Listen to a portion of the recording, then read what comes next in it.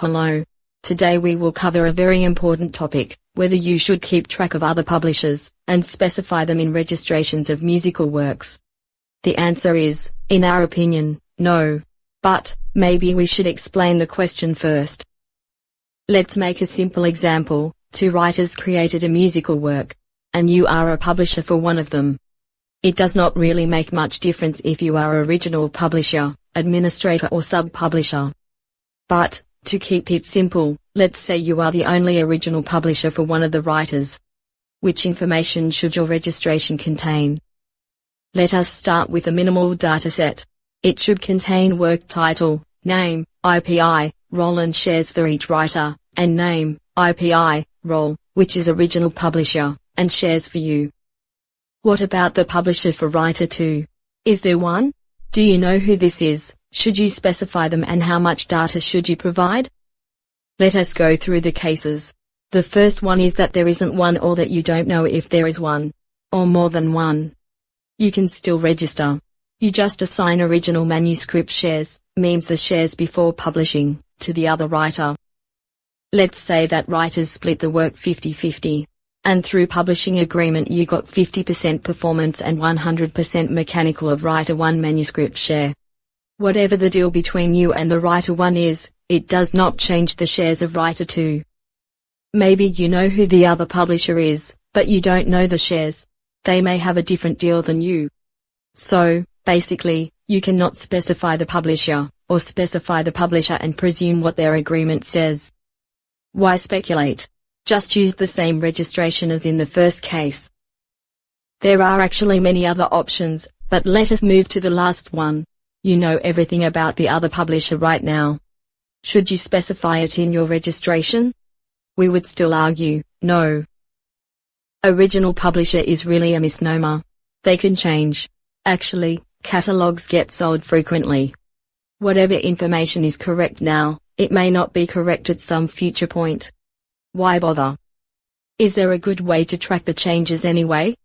Would this information be useful to you or anyone else?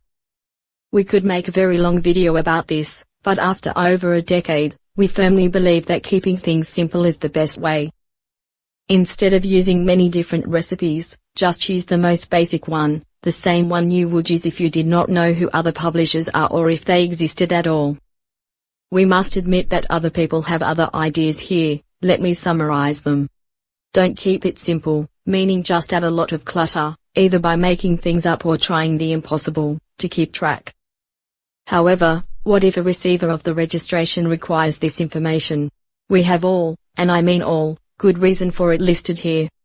Should you reason with them? Probably not. If they were reasonable they would not require it in the first place. You should provide this information, if you can. Here is a list of excuses we have heard so far. Their software cannot import otherwise. Well, they should use our software. CWR specification says. Actually, it does not. You will not be assigned ISWCs. Nonsense, neither publisher nor share information is used in ISWC assignments. Needed for work identification. Same as the previous one. Needed for merging of registrations from various publishers. Well, if there is enough data for ISWCs to be assigned, merging is easy, but what if there is not? The truth is that this data does not help, but it is not easy to figure it out. We had to learn it the hard way, and it seems so do they. Flat Earth, aliens, reinventing the wheel, etc. If you really must do it, you can probably do it manually, through a web interface, but what if you want to use Common Works Registration, CWR? Django Music Publisher is the only free and open source catalog management software that generates CWR, and it does not allow entering other publishers. Most commercial actually do. This video is part of a series about creating software as a service for music publishers. We have struggled with the questions whether to include it or not. What do you think? Should we do it? Please leave a comment. Here are series about DMP, the free solution, and Latina, the SaaS we are building.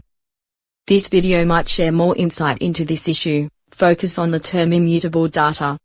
And an old series about music sub-publishing, touching on data merging.